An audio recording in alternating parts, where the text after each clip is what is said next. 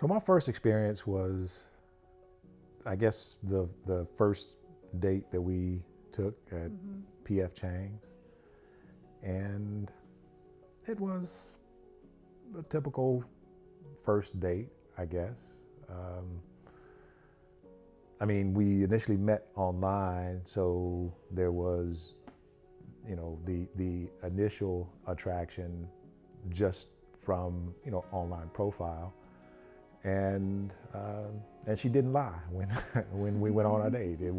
She was the person who was in her profile, and we had just a natural conversation. It didn't feel forced or scripted, like we were hitting the top 10 bullet points on some agenda or anything like that. It just kind of flowed naturally. We actually talked a lot about accounting and finance, since we both had that in common. But that's kind of how our relationship, in my opinion, has kind of developed. It's just kind of flowed naturally and kind of unscripted, unrehearsed. It's just kind of flowed to where we are now. So Jamaica was one of the first trips that we went on together as a couple, like outside of the country.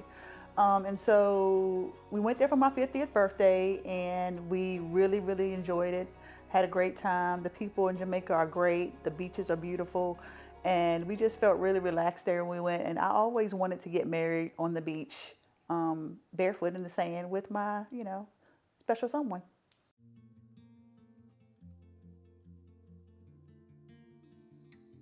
On our wedding day, we chose not to write our own vows because we had like a wedding/honeymoon, and we were relaxing, and we just didn't want that stress. And so we did not write our own vows, and we were lucky we didn't, because we were even more stressed because we forgot the rings in the hotel room, so we had to go back and get them.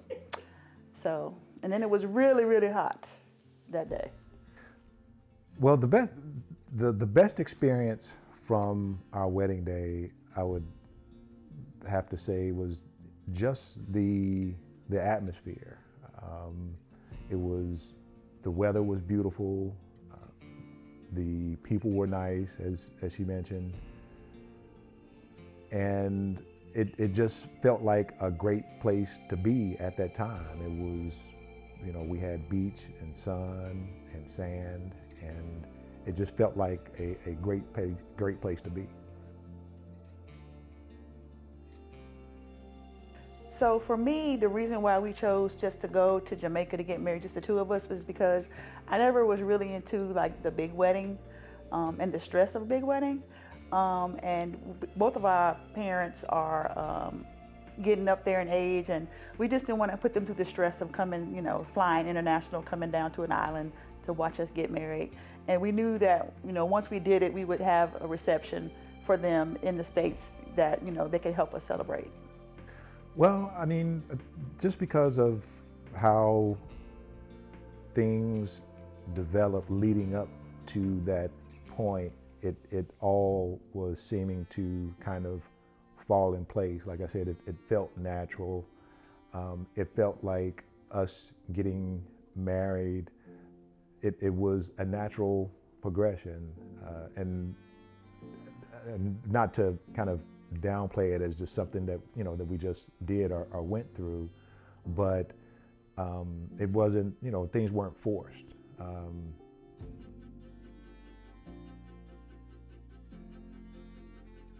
So I was single and ready to dip my pinky toe back into the dating pool, and so I was like, I just want to go on a date. And so, but I'm like, how do you do that? And it was 2016. How do you do that at a pushing 50?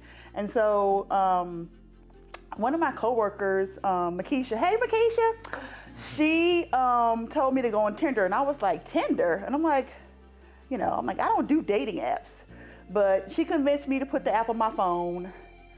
I didn't even really do like a really elaborate profile, just a couple of pictures from the neck up, and I linked I had a picture. I did have a picture of my feet on there. I did. Had a picture of my feet that I took on the beach on vacation in St. Bart's. And so, not that I thought that would mean anything, but apparently it did. So I think that was a Thursday or a Friday when I put the profile online. So that Saturday, it was Labor Day weekend. It was September the 4th. I remember it because it was Beyonce's birthday. Hey, and so I was decided to go on Tinder and do the swipe thing, you know, swipe left, swipe right. And so my first 4 swipes were to the left, and then I came across this picture of a handsome guy that said, you know, he was financially stable and emotionally available, and I was like, okay, look at you. And so I swiped right. Yeah, that's it. I took a picture of your profile because I sent it to my sister. Okay. So I swiped right. And so, you know, lo and behold, he had already swiped right for me, and we were able to communicate because that's how, you know, Tinder works. And so about 5 minutes goes by, and I get a text through the app from him, you know, saying, hi, you have a nice smile. And so we start talking from there. And then he gives me his phone number and says, you want to talk on the phone? And I'm like, sure. So he gives me his number. I call him. We talk for about 20 minutes, and we make plans to go on a date that very evening. And so we went to P.F. Chang's and had drinks, and just went from there. When I saw her on Tinder, like she said, I thought she had a very beautiful smile, and she did have cute feet. But her profile was nice from what I can remember. I don't remember as much as she does, but I mean, it was a typical Tinder reaction.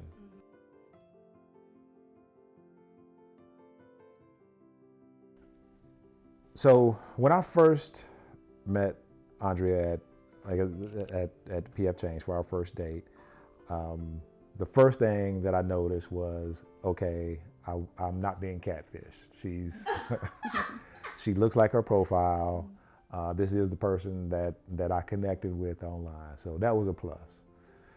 But, you know, once we got to sit down and talk and get to know each other, I knew that I was looking for someone similar to myself that was just had an open mind about life, non-judgmental, and it seemed like, you know, during the course of our first date, we could like naturally talk and communicate with one another, and from there everything else just kind of flowed.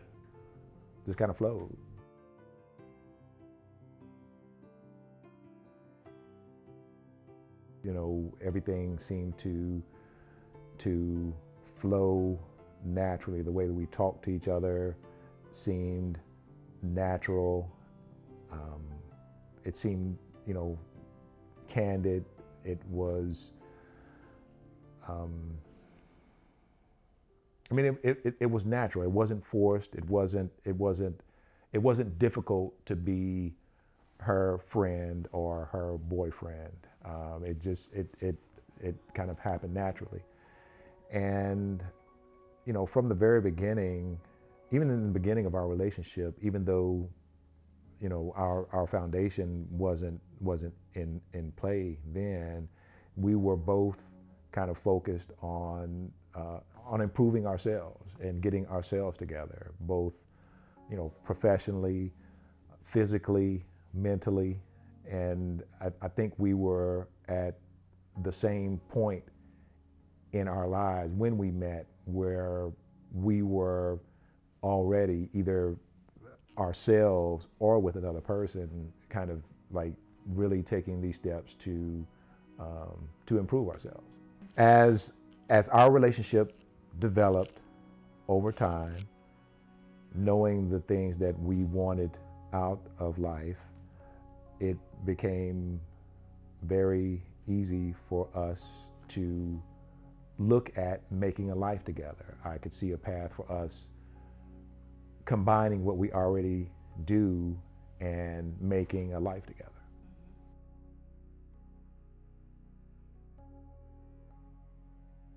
What makes it work is I think that there's not a lot of pressure, from either of us.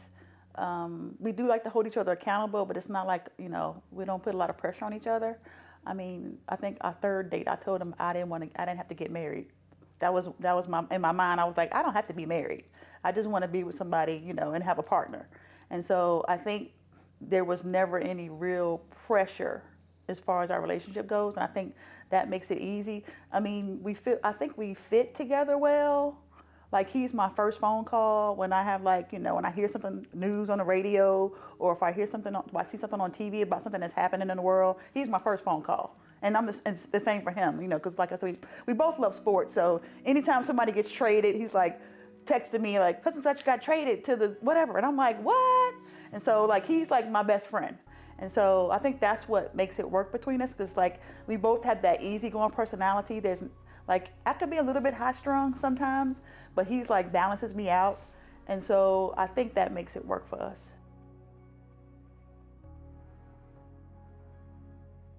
Yeah, the day that I proposed, it happened during the time of Hampton's homecoming. It was also her birthday.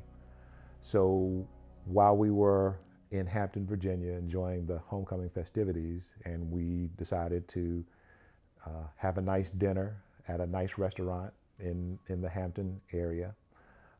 We got dressed in, not formal attire, but we got dressed for the dinner, and that's when I proposed to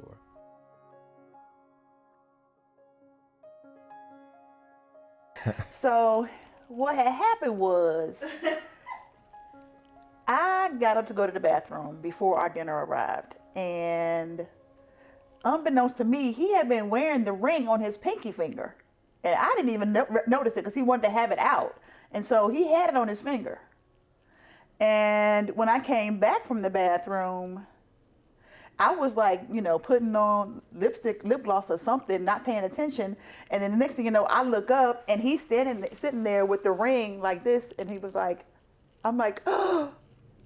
And then, he tells me, he loves me and he wants to spend the rest of his life with me. And asked me to marry him. Oh, wow. And see, I remember doing that on a knee. No, you were not on a knee. Because we had talked about, even, as a part of the proposal, doing it the right way. Yeah, but on the knee is not the right way. I mean, you're 50-something years old.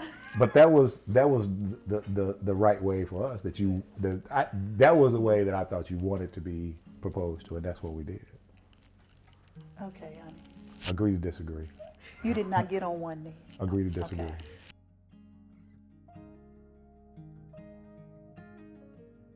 I was not going to be the one to say it first. So I waited for him to say it first. And, in my mind, I was not even going to admit that he was my boyfriend until he said that.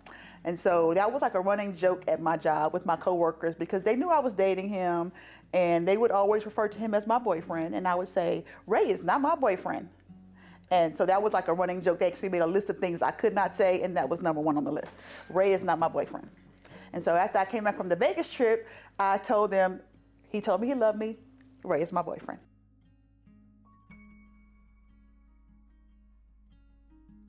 Well, let's see. Our plans for the future. Definitely no kids, because we're both in our 50s.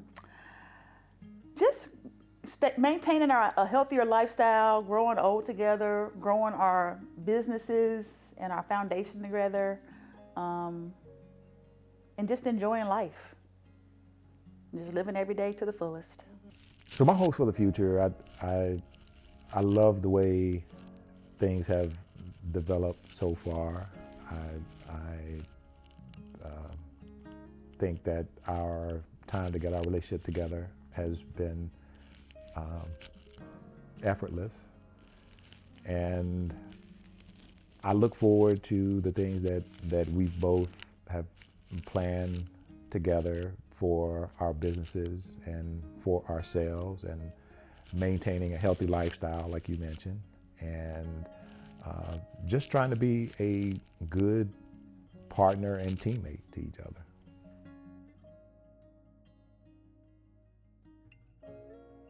Well, I mean, I want our family and friends to have a good time at our reception, but I also want them to not feel like they missed our wedding. So I really want them to get the real wedding experience from our reception, and I want them to have that feeling that they were actually there.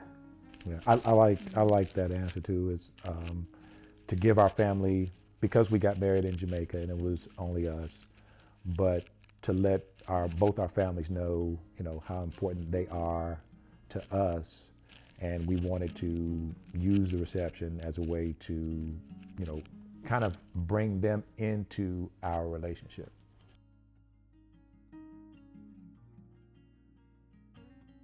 Andrea, as my future wife, if I were talking to my future wife, I would say, look, I told you, I got you. And here we are. Now I'm gonna cry.